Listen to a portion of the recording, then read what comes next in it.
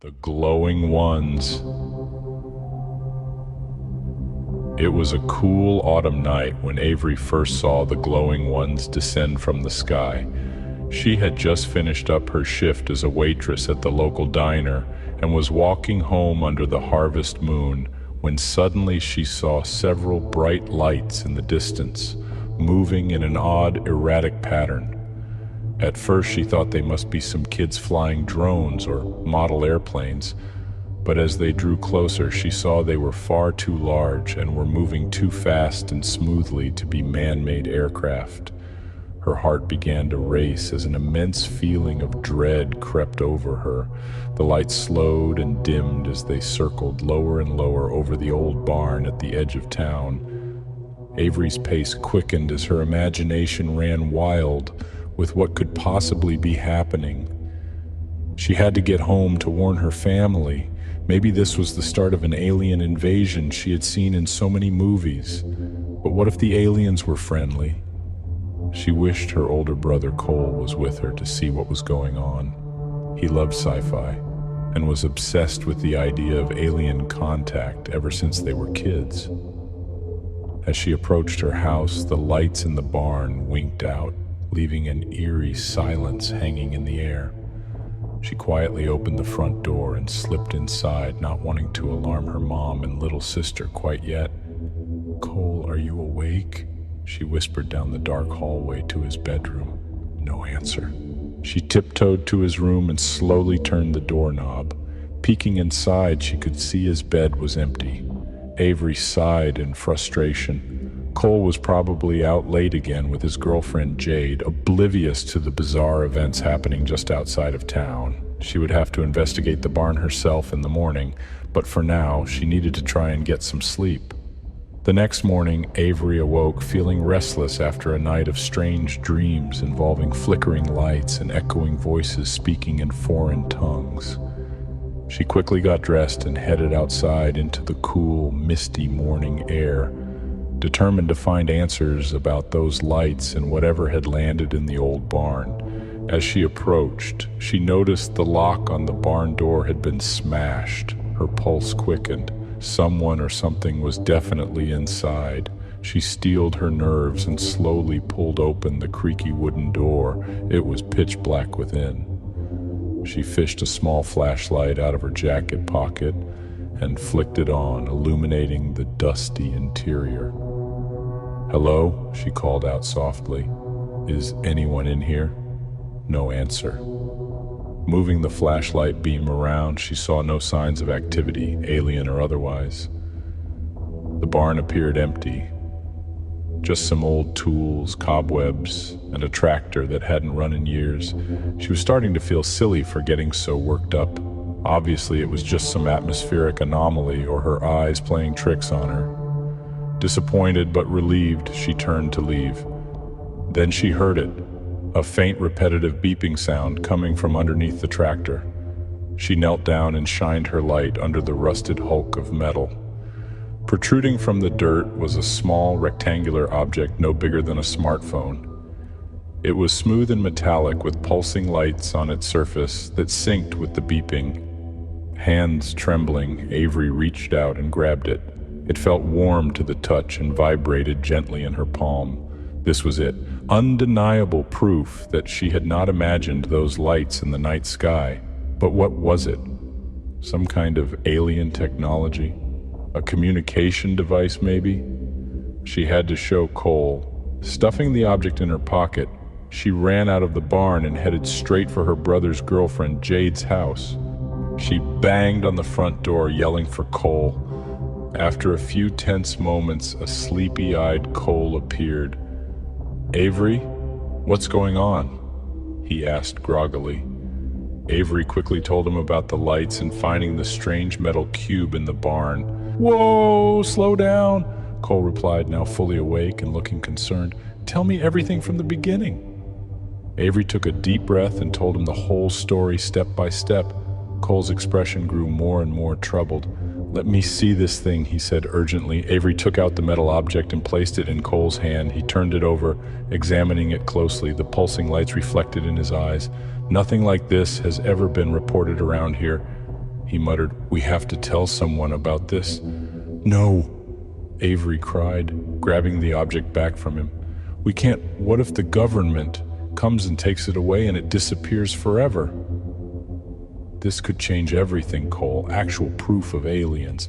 Cole hesitated, thinking it over. Avery held her breath, knowing her reckless older brother would love to show this thing off to his sci-fi buddies.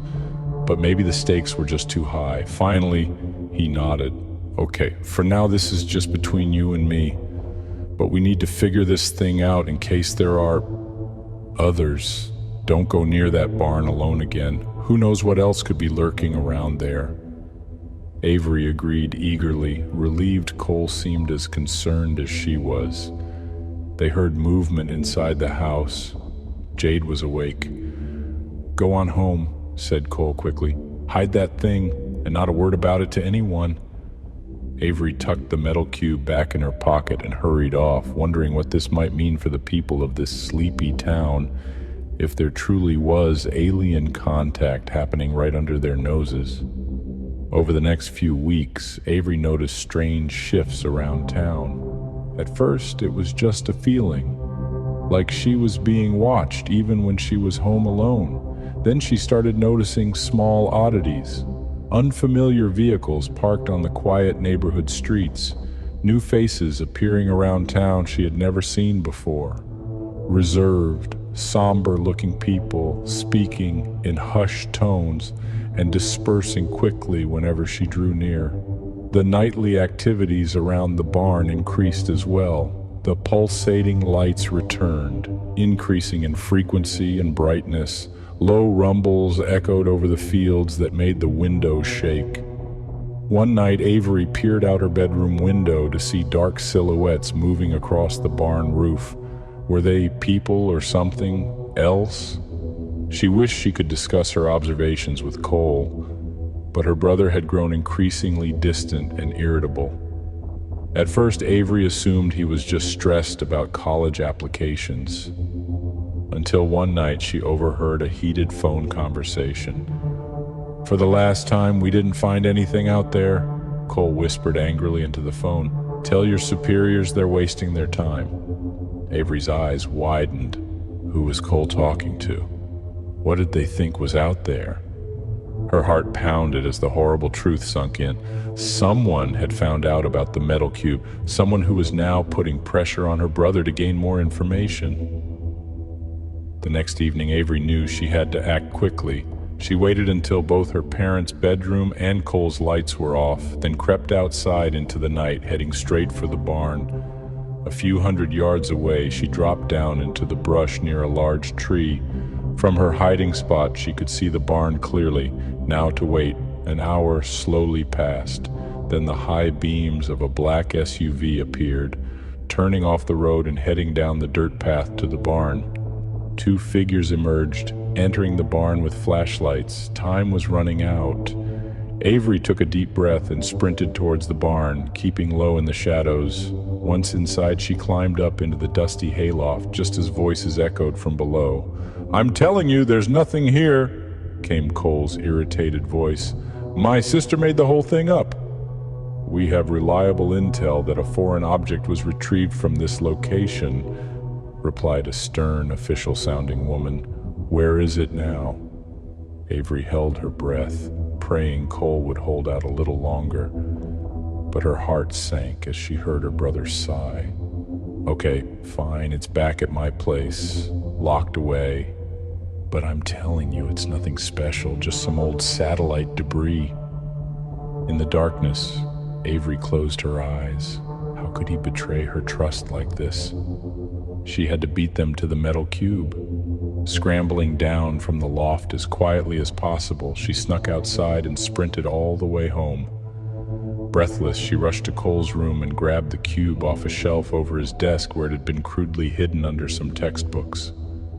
An engine roared outside, no time to spare. Gripping the cube, Avery leaped out the back window, then climbed over the fence, disappearing into the dense woods just as headlights swung down the street. She ran until the lights and sounds faded into the night. Deep in the forest, Avery collapsed, panting against a tree, and looked down at the cube in her hands. What secrets did it hold? What would happen to her town and Cole and everyone else now that some shady government operatives were involved? And most importantly, when would the aliens return? She gazed up at the stars, glittering coldly between the branches overhead. Somewhere out there were the answers. For now, she just had to keep running. Jade was fretting. It had been almost 2 weeks since Cole's sister Avery had suddenly vanished, and her boyfriend was withdrawing further into himself with each passing day. At first, the police thought maybe the girl had just run off with friends, but it soon became clear this was something more ominous, especially when Cole revealed the events leading up to her disappearance.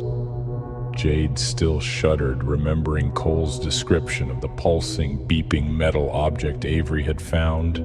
She knew Cole was obsessed with the idea of alien life forms, but she had always dismissed it as a childhood fantasy. Now she wasn't so sure.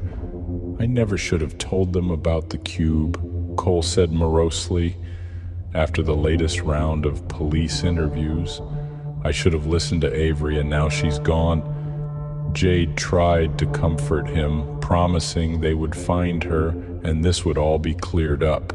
But in her heart, she feared something terrible had happened. Despite the summer heat, Jade felt cold. For the first time in her life, she envied Cole's fascination with aliens, because after what he had told her, the thought of intelligent life from light years away silently invading their world terrified her. If extraterrestrials had quietly infiltrated their town and were behind Avery's disappearance, who could say they might not come for her or Cole next? That night, Jade had the most vividly realistic nightmare she had ever experienced. She woke to find 2 large-eyed creatures standing motionless at the foot of her bed. They stared unblinking as she remained paralyzed with fear. Then they turned and drifted eerily through her bedroom wall into the night. Jade startled awake, heart pounding. Had it just been a nightmare or something more? She pulled the blankets tight around herself, unable to shake the chilling sense she was being watched from the shadows. Like most of the town, she prayed for Avery's safe return. But deep down, she worried if the bright young girl ever came back, she would not be the same. Sheriff Maddox sipped his coffee as he reviewed the missing person case file on his desk. What a mess this was turning into. When Avery first disappeared, he initially thought they'd find her partying with friends or camping in the woods before too long. But now 2 weeks had passed with barely a trace. All Maddox had to go on about this cube business was the word of Avery's brother Cole and his girlfriend Jade. Neither had seen the so-called object themselves, but Cole insisted his quiet, well-behaved sister was telling the truth about finding something strange in that old barn. Maddox dragged a hand down his weathered face as he perused the latest reports of the fruitless search efforts. This was shaping up to be the most puzzling case of his career. His sleepy, rural county wasn't equipped for a delicate investigation like this. If that metal cube did exist, they needed experts on this. But calling in outside help meant lots of questions. Questions about all the unexplained incidents folks around here preferred not to talk about, like those strange hovering lights at night and the bizarre noises from the surrounding forest. Maybe it was time to shed some light on the situation. Maddox sighed and glanced out the window just as a military-style helicopter passed low overhead. Something told him higher-ups were about to get involved whether he liked it or not. The sheriff opened Avery's file again. Her school photo stared up at him with bright, innocent eyes brimming with hope. Where was she now? Was she still alive? And just what in blazes had that girl stumbled onto? Maddox's gut said that metal cube was the key to this whole mess. He had to find it fast, for Avery's sake, before someone else did. He grabbed his keys off the desk. It was time to pay another visit to that barn. Deputy Anders pulled up to the barn but left the patrol cruiser running. He wasn't about to turn off his headlights after getting spooked like the other night. These evening stakeouts to catch teens partying were bad enough without figuring in unusual activity. He didn't see or hear any kids, just the wind moaning through gaps in the aged wood. But then his lights caught something that gave him chills. There in the dust were fresh tracks unlike anything he'd ever seen. Bizarre ovals arranged in a pattern, like no tires or boots could have left them. He recalled similar tracks being reported around town lately. Suddenly his cruiser lights began to flicker. The engine sputtered, threatening to stall. Heart pounding, Anders shifted into gear and spun the wheel just as his lights went out. Flooring the gas pedal, he sped from that silent barn and did not look back until he could see the lights of Main Street. By morning, he would think it was all in his head, a result of too many late nights fueled by bad diner coffee. But deep down, he would never see that barn or its surroundings the same way again, and he would begin to wonder if Sheriff Maddox was right to be concerned about outsiders getting involved, because something was happening around here, whether folks wanted to admit it or not. And the answers might just be more terrifying than the questions. Jade knew she should feel relieved. The FBI had arrived in town and were setting up a command post to lead the search operations for Avery. But seeing the dozens of strange new officials descend on their sleepy community made her anxious. It was acknowledgement that something sinister was plaguing the area, something beyond ordinary law enforcement. She watched Cole growing more withdrawn and paranoid as he was subjected to relentless interviews about the metal cube. His obsession with it and Avery's disappearance were taking a heavy mental toll. Then late one night, Jade was startled awake by flashing lights outside her bedroom window. Peering out, she saw a group of hazmat suit-clad figures combing her lawn. They appeared to be scanning the area with strange devices she had only seen in sci-fi shows. Cold dread trickled down Jade's spine. She debated waking her parents, but what would she say? The next morning, she rushed to tell Cole what she had witnessed. They must be tracking radiation signatures or some other trace evidence, said Cole pensively. Evidence of what? Jade asked, though she wasn't sure she wanted the answer. Evidence of them, intoned Cole. Jade shuddered inwardly. She had never heard him refer to their town's possible alien visitors as them before, like it was something accepted, undeniable.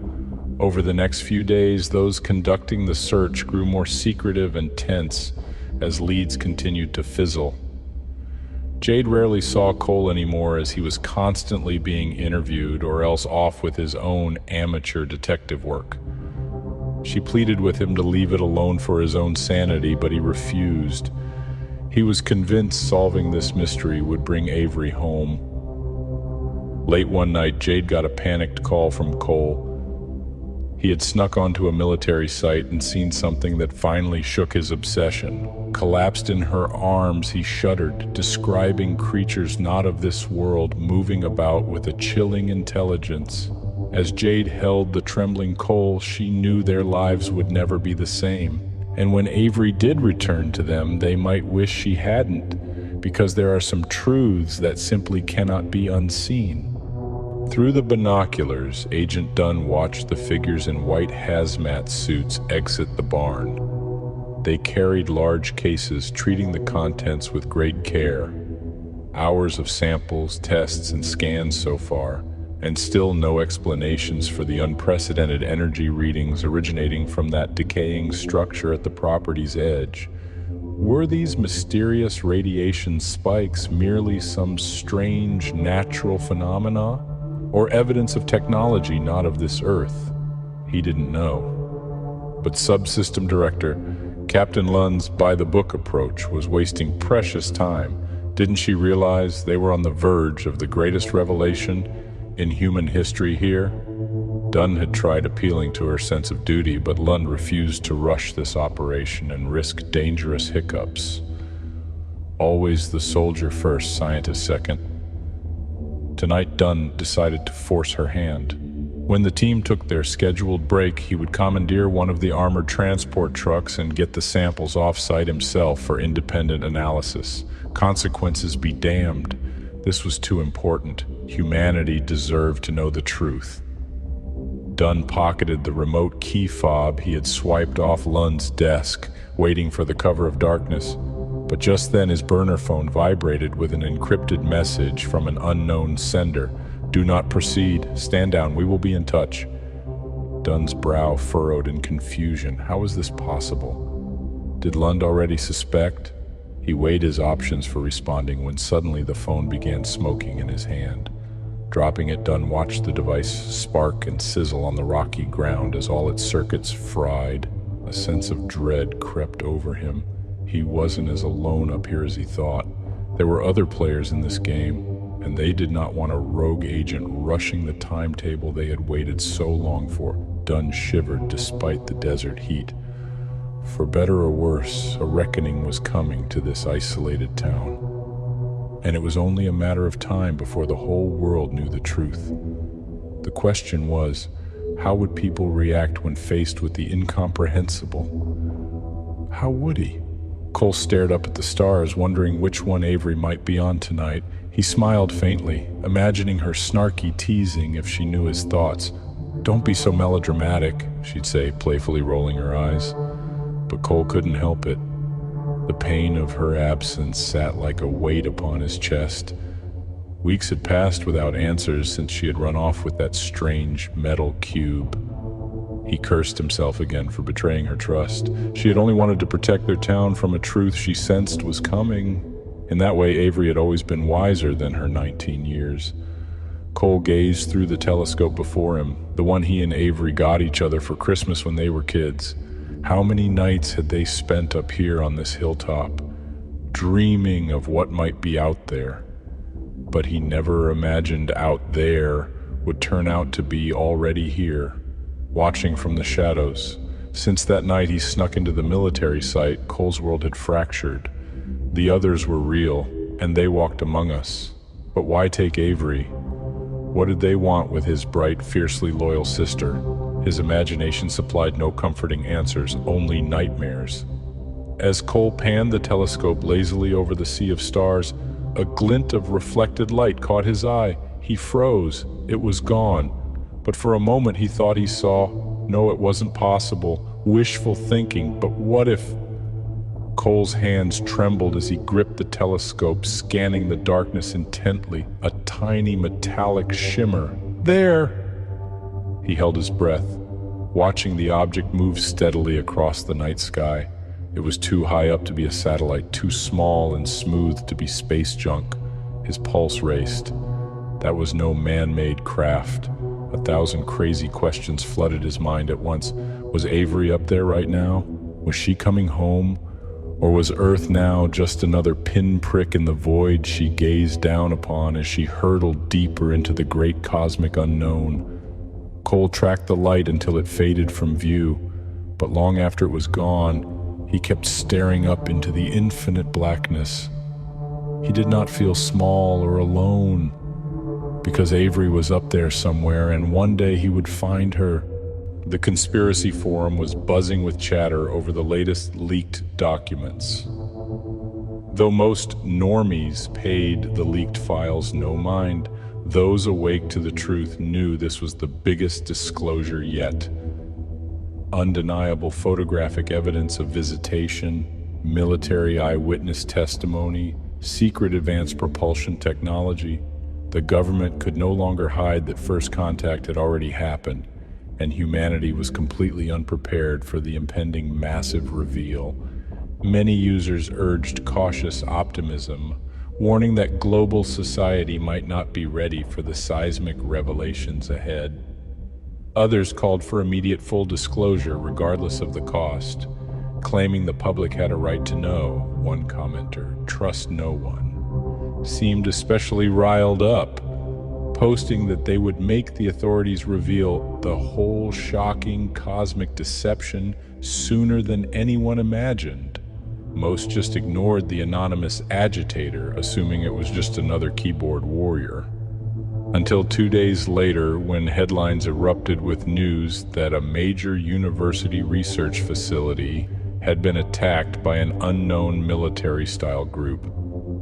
They ransacked computers and sabotaged equipment before disappearing without a trace.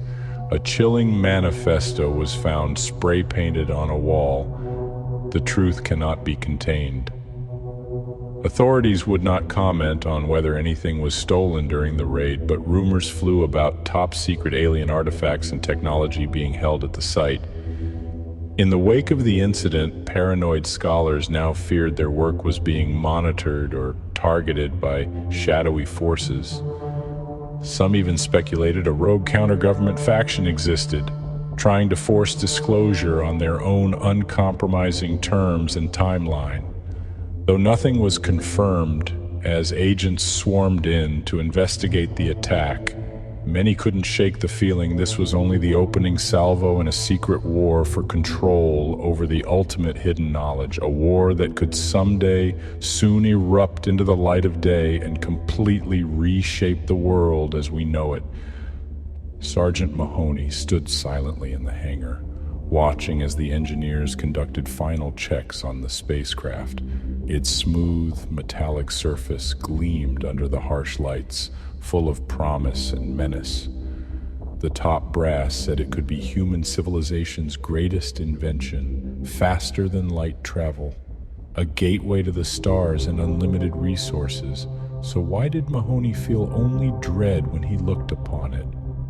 Since collapsing during that training exercise and waking up in the infirmary 3 weeks later, everything around the base had taken on a sinister vibe. Conversations ending abruptly when he entered a room, new protocols and training he wasn't authorized to understand. What were they really doing out here?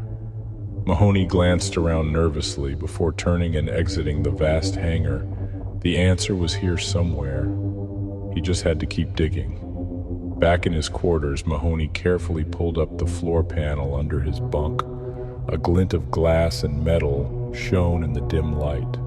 Carefully wrapped alien artifacts he had been collecting piece by piece from classified sites when no one was watching. He unwrapped a smooth black stone. It hummed faintly in his hands, almost alive. Mahoney shivered. Did Command even understand what they were tampering with? He re-hid the objects and replaced the floor panel. For now, gathering evidence was all he could do. He was one man against an entire covert complex, but he had to find a way to get word out before the spacecraft launched. Because once that strange vessel pierced the stratosphere, nothing would ever be the same again. Director Howell's job was to be skeptical. As head of the CIA's clandestine extraterrestrial contact and threat assessment division, it was her duty to prepare for all possibilities, no matter how remote. But this changed everything. The wreckage site was small. An oblong spacecraft, no larger than a compact car, rested in the bottom of the rocky ravine. Its surface appeared undamaged save for a breach in the hull. Howell watched technicians in hazmat suits carefully probe the opening. Strange symbols marked the vessel's smooth metal exterior, almost like hieroglyphs. So far, tests indicated it wasn't radiation that had killed the occupants, but possibly exposure to Earth's atmosphere. Whatever had caused their demise, it happened quickly. The two humanoid figures within were still sealed in some kind of biomechanical flight suit. Their features were hidden, but proportions were similar to humans. "How long was it there?" Howell asked the captain beside her. "Decades at least," he replied. "Wildlife growth hid it well. We're damn lucky those campers spotted it." He was right. They were lucky. But the question now was how to handle this unprecedented event. It could be mankind's greatest moment, proof we were not alone in the universe. But Howell knew it could also be our downfall. Because if others were already here, watching from the stars, there was no telling their intentions, and humanity was woefully unprepared for that reality. For now, secrecy was paramount. This changed everything, but the world didn't need to know that yet. Rosa never imagined she would be so reluctant to return home. But in the 3 years since she had been taken that fateful night, the mere thought of Earth terrified her, not because of what she might find there, but because of what she might bring along with her. The tracker was standard for her people, a safeguard to ensure no lost soul endangered the collective. Rosa understood their caution, but that didn't make her feel less alone every time she glanced at the smooth metallic band around her wrist. Could she ever return to a normal life now that she had seen so much? Her family probably thought her dead, and she had no idea how to reach them or explain her absence. Where would she even begin? The night she was taken was still a blur. A walk home from her friend's house, a blinding light from above. Then, waking up aboard the vessels as it traversed the stars, Rosa understood more than most what it meant to be an outsider, with her family having fled war-torn Guatemala when she was a child. But to be uprooted from your whole world in the blink of an eye? She shuddered, pushing the dark memories away. Better to focus on the present, here in this temporary place. She went out to the terrace and gazed up at the dizzying sweep of galaxies before her.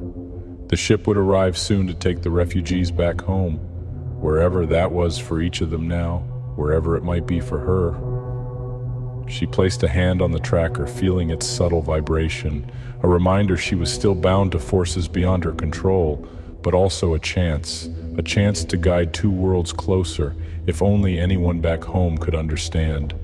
The ship appeared over the horizon, light glittering along its massive flanks. There was no turning back now. Better or worse, her path led to Earth, and she prayed when she reached those familiar shores she would still recognize the girl who once called it home. Agent Dunn sat in the nondescript van, reviewing the files again as he waited for his contact. He still didn't know who sent the encrypted message forcing him to stand down at the barn. But when he received coordinates for this meeting along with the code phrase, "The truth cannot be contained," he knew he had no choice but to follow this shadowy lead. The passenger door opened abruptly and a figure clad in black military garb slipped inside. Dunn tensed, his hand drifting toward his concealed weapon. "Stand down, Agent," said the figure, raising their hands in reassurance. "I'm not your enemy. I'm here to help prevent a great mistake." Dunn studied them closely. "What do you mean? Who are you?" The figure lowered their hood, revealing the stern face of Captain Lund. Dunn blinked in surprise. "Why the cloak and dagger act?" he asked. "You could have just come to me directly." "No, I couldn't," Lund replied grimly. "For the same reasons you've been forced into secrecy. This operation goes deeper than either of us know, but I've seen things, heard things that convince me we are tampering with forces beyond our comprehension." Dunn frowned. He had suspected as much, but hearing it troubled him deeply. "Those entities at the barn, they are not extraterrestrial, but extra-dimensional in origin," Lund continued. "I fear our intrusion into their world could have devastating consequences if we proceed recklessly. We're not ready for open contact. This will only end in humanity's ruin." Dunn absorbed this with growing unease. Lund slid a sealed dossier across the seat. "Everything I've discovered is in here," she said. "I can get you out of the area safely while it is analyzed, but we must act quickly and quietly if there is any hope to contain this." Dunn gripped the dossier tightly, knowing once he opened it, there would be no going back. Was the risk worth the cost? Could the truth be held at bay for humanity's sake, or was a reckoning inevitable? Cole arrived at the coordinates scribbled in the mysterious coded letter he received that morning. His heart pounded as he hiked the last mile to the secluded cabin deep in the woods. Could this really be it? After so long without answers, could Avery actually be here, waiting for him? He wanted to rush to the cabin's door and find out, but years of obsession had taught him caution. This search had led him down many fruitless rabbit holes. Best to scope the area first. Cole circled the periphery, peering in windows and looking for recent signs of activity. At the back of the cabin, he noticed odd, unfamiliar flowers not native to the region planted around a stone patio. His hackles rose. Those looked almost alien. He froze as the front door creaked open. A figure emerged, petite with auburn hair, but her face was obscured in shadow. "Avery," Cole whispered, hardly daring to hope. The figure turned, eyes finally meeting his. Cole's heart clenched. It was her, older, wearier, with a sadness that hadn't been there before, but undoubtedly his sister. Without thinking, Cole rushed forward and embraced her tightly, as if to prevent her from vanishing again. "I knew you'd find me eventually," Avery murmured, hugging him back just as fiercely. They stayed that way for several moments before Cole leaned back, eyes gleaming with desperate questions. "What happened to you out there, Avery?" he asked intently. "Where did you go? Are you okay?" His sister glanced away, uncertainty clouding her face. "It's complicated," she said evasively. "I'm still figuring that out myself." Cole shook his head in confusion. As joyful as their reunion was, he had the uneasy sense from Avery's demeanor that she was still holding something back, some vital truth she wasn't ready to reveal. And he wondered with a twinge of fear if the sister he got back was the same one he had lost. Wander not where shadows dwell in realms beyond our own, for once you pierce the veil, the truth cannot be unknown. We all crave answers to life's great mysteries, but sometimes reaching for truths beyond our grasp comes at too high a cost. What we discover cannot be unlearned or unseen, and forces beyond our control do not care for our innocence or peace of mind. So tread carefully in your quest for cosmic knowledge. Be content with the humble insights granted on this earthly plane. Because once you open the door to powers beyond your comprehension, you cannot control what comes through from the other side. The cosmos does not exist for our enlightenment alone. There are older beings watching, waiting, and their truths may break your mind and devour your soul. So leave the secrets of the infinite unknown alone. Let some questions go unanswered, for it is often far better to stay in the dark than be blinded by seeing the light.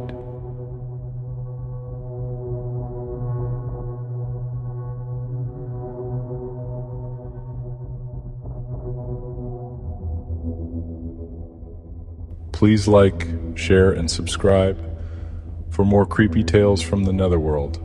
Thanks for your support. Until next time, sweet dreams.